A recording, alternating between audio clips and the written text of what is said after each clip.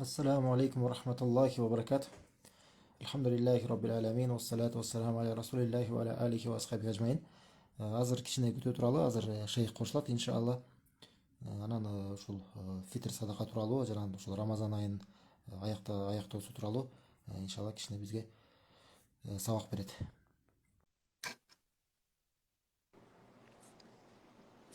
السلام عليكم ورحمة الله وبركاته. وعليكم السلام ورحمة الله وبركاته. أحسن الله إليك، كيف حالك يا شيخنا؟ حياكم الله. بارك الله فيكم. بسم الله الرحمن الرحيم. إن الحمد لله نحمده ونستعين ونستغفر ونعوذ بالله من شرور أنفسنا ومن سيئات أعمالنا. من يهده الله فلا مضل له ومن يضلل فلا هادي له، وأشهد أن لا إله إلا الله وحده لا شريك له، وأشهد أن محمدا عبده ورسوله. أما بعد، نتكلم بإذن الله تعالى أولا كلمة بسيطة عن زكاة الفطر. بسم الله الرحمن الرحيم. الحمد لله رب العالمين والصلاة والسلام على رسول الله وعلى آله وأصحابه أجمعين. Шейх дагы Аллахта мактоолорду айтып, пайгамбар саллаллаху алейхи ва саллам айткан соң айтат, башында биринчи кичине кыскача фитр садака тууралуу сөз кылабыз дейт. نستطيع الآن من اليوم نخرج زكاة الفطر، هذا جائز، لكن أفضل وقت أننا نخرج زكاة الفطر بعد صلاة الفجر يوم العيد. Азыркы күндөн баштап, мына бүгүндөн баштап биз фитр садаканы берсек бизге уруксат берилет. Бирок эң жакшы убактысы бул деген майрам күнү, айт майрам күнү багымдат намазынан кийинки берген убакыт. آخر وقت لإخراج زكاة الفطر هو صلاة العيد. Ал эми акыркы убактысы, фитр садака берүүнүн акыркы убактысы бул деген айт намаз. لابد أن تخرج صاعا من طعام، يعني تقريبا 3 كيلو غرام من الرز. Жана фитр садака бул деген 1 саа деген өлчөмдө берилет. 1 саа дегендин мааниси бул болжол менен 3 килограмм күрүчтүн өлчөмү, күрүчтүн. تجب على الصغير والكبير والذكر والأنثى. Жаш бала дагы, чоң киши дагы, эркек дагы, аял дагы баарына бул милдет, парз. حتى وإن لم يصم رمضان، صام رمضان أو لم يصم رمضان، كل مسلم لابد أن يخرج زكاة الفطر. Орозону кармаган болсо дагы, кармабаса дагы ар бир мусулманга бул фитр садаканы берүү парз болот. Орозону кармабаса деле. نعم. صلاة العيد. Эми айт намазы тууралуу. العيد إذا أعلنوا عندنا صلاة العيد نصلي تقريبا بعد الإشراق، يعني بعد الفجر تقريبا بساعة ونصف هكذا. Эми айт намазы эгерде бизде айтылган болсо, дайындалган болсо, убактысы анда деген бир болжол менен багымдат намазынан кийин 1,5 сааттай болжол менен өткөндөн кийин анан окуп башсак болот. نلبس أحسن الثياب. Эң жакшы кооз кийимибизди кийебиз. لا، السنة أنك تأكل قبل صلاة العيد، يعني بعد صلاة الفجر تأكل تمرات. لماذا؟ حتى لا تصوم في هذا اليوم، يتحقق طعام الإنسان قبل صلاة العيد. Жана дагы маанилүү сүннөт бар, бул айт күнү багымдат намазынан кийин сөзсүз түрдө биз бир финик жешибиз керек болот, курма жешибиз керек болот. Эмне себептен ошол күнү биз орозо кармаган жок экендигибизди тастыкташ үчүн ошол айт намазга чейин финик жеп коюш керек. صلاة العيد ركعتين. Айт намазы 2 рекет намаз болуп калат. نعم. نهنئ المسلمين بالعيد، نقول لهم تقبل منا ومنكم. Жана бири-бирибизди куттуктасак болот. Биз айтта куттуктайбыз. Такаббалаллаху минна ва минкум деп, силерден жана бизден Аллах таала кабыл кылсын деп бири-бирибизди куттуктайбыз. تقبل منا ومنكم هكذا. طيب. نعم. تقبل منا ومنكم деп айтабыз дейт. Шейх айтат, силерден жана бизден кабыл болсун деп айтабыз дейт. نعم. فهذا العيد الأصل أن نظهر فيه يعني الشكر لله سبحانه وتعالى والفرح بنعمة الله سبحانه وتعالى، أن الله سبحانه وتعالى أنعم علينا بهذا الفضل وهو صيام شهر رمضان. Жана бул айт күнү деген биз деген Аллах Таалага биз ушундай сүйүнгөнүбүздү көрсөтүп, Аллах Таалага шүгүрчүлүктү билдирип, мына ушул Аллах Таала бизге улуу өзүнүн жакшылыгын тартуулагандыгы үчүн ал эмне ушул Рамазан айында орозо кармаганыбыз. يوم العيد لا يصام، لكن بعد العيد نستطيع أن نصوم 6 من شوال، 6 أيام.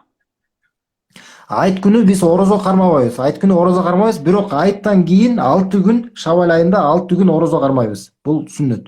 أيضا نكبر إذا جاء الإعلان بأن العيد غدا مثلا، إذا أعلنوا عندنا بعد صلاة المغرب نكبر، نكثر من التكبير، الله أكبر الله أكبر الله أكبر، لا إله إلا الله، الله أكبر الله أكبر ولله الحمد.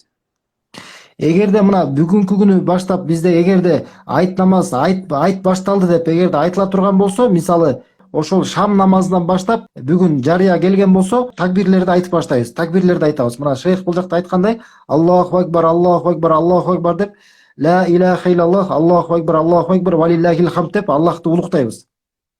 نعم، هذا والله أعلم، وصلى الله على نبينا محمد وآله وصحبه وسلم، وجزاكم الله خيرا. Жазакаллах хайран шейхана. Бул ушул болду. Аллах Таалага мактууларды, пайгамбар саллаллаху алейхи салам салаваттар айтты. ممكن بعض الأسئلة يا شيخنا؟ نعم، قل لهم عندنا أولا عندنا صيام 6 من شوال، هذا سنة لمن صام رمضان كاملا، فإذا كان عليه قضاء من رمضان يقضي أولا ثم يصوم 6 من شوال. 6 күндөгү мына 6 күн орозо бар деп айттык, сүннөт Шавал айындагы. Бирок шейх айтат, ошол 6 күндөгү орозону аны кармаардан мурда биринчи адамдын Рамазан айында карыздар болгон болсо, ошолорду толукташ керек болот. Биринчи карыз күндөрүнүн орозосун кармайт, андан кийин анан 6 күндө орозосун кармаса болот. نعم، وقل لهم عندنا تصحيح التلاوة إن شاء الله، عندنا موعد اليوم مع الأستاذ محمد تصحيح قراءة الفاتحة. Ошондой эле على مجموعتنا في التليجرام.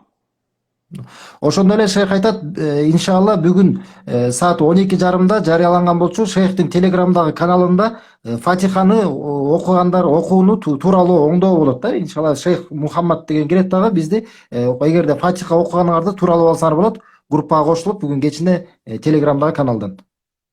نعم، في أسئلة؟ نعم يا شيخنا. بالنسبة أرملة يا شيخنا، أيوة، هل لها أيضا إخراج زكاة الفطر؟ قلنا كل مسلم يجب عليه إخراج زكاة الفطر، صغير أو كبير أو ذكر أو أنثى أو أرملة. نعم، يجب عليه أن تخرج زكاة الفطر عن نفسها. طيب. Буга чейин суроо берген болчу, жесир аял, күйөөсү каза болуп калган аялдагы фитр садака бериш керекпи дейт. Шейх айтат, ооба, бардык жаш бала дагы чоң болобу, эркекпи, аялбы, баары тең бериш керек болот. Ал аялга дагы бул важип, парз болот. نعم. هل يجوز إخراج زكاة الفطر نقودا يا شيخ؟ لا يخرجها نقود، يخرجها كما أخرجها النبي صلى الله عليه وسلم طعام، وكما أمر النبي صلى الله عليه وسلم أن تخرج طعام، لا يخرجها نقود. لكن كما قلنا ممكن يدفع إلى الجمعية، يدفع لك مثلا أنت ويقول أنت تشتري نقود واعطي الفقير، يصح. أما نقود للفقير لا، لابد من طعام، رز، قمح، شعير، زبيب والتمر. نعم شيخ. وبيقطع суроо берилди. Акча менен берилсе болобу дейт. Фитр садаканы акча менен берсе болобу? Шейх айтат, жок. Сөзсүз түрдө бул азык түлүк менен бериш керек дейт. Пайгамбар саллаллаху алейхи вассалам өзү кылгандай, бул азык түлүк менен берилет дейт. Акча менен берген болбойт. Анан деген бул мисалы акча менен берсе кандай? Мисалы башка бир ишеничтүү адам болгон болсо, же бир топ болгон болсо, атайын ушундай биз чогултабыз, анан кийин азык түлүктөрдү сатып алып башкаларга беребиз деген болсо, ошондой адамдарга берсе болот. Ал эми муктаж болгон кембагалдарга аларга акча берүү бул болбойт. Анан күрүч берсе болот дейт, арпа, буудай берсе болот дейт, мейиз берсе болот, курма берсе болот. نعم. أسأل الله سبحانه وتعالى أن يتقبل مني ومنكم، وأسأل الله سبحانه وتعالى أن يفرج عن المسلمين في فلسطين، وأن أن الله سبحانه وتعالى ينهي هذا الذي كان في فلسطين، وأسأله سبحانه وتعالى أن ينصر الإسلام والمسلمين ويذل والكافرين آمين والله أعلم وصلى الله على نبينا محمد وآله وصحبه وسلم وجزاكم الله خيرا. Жазакалла хайран шейхана. Шейх дуа кылып атат, Аллах Таала барысынан кабыл кылган болсун дейт. Силерден жана бизден ошондой эле шейх Палестинадагы биздин бир туугандарыбыз үчүн да дуа кылды. Алардын абалын Аллах Таала жеңилдеткен болсун. Алардан болгон зыянды Аллах Таала алып кылып абалын жеңилдигин берген болсун. Жазакалла хайран шейхана. Ва рафа кадракум фид дунья вал ахира. آمين. Баракаллаху фик. Жазакалла хайран. Ассаламу алейкум ва рахматуллахи ва баракатух.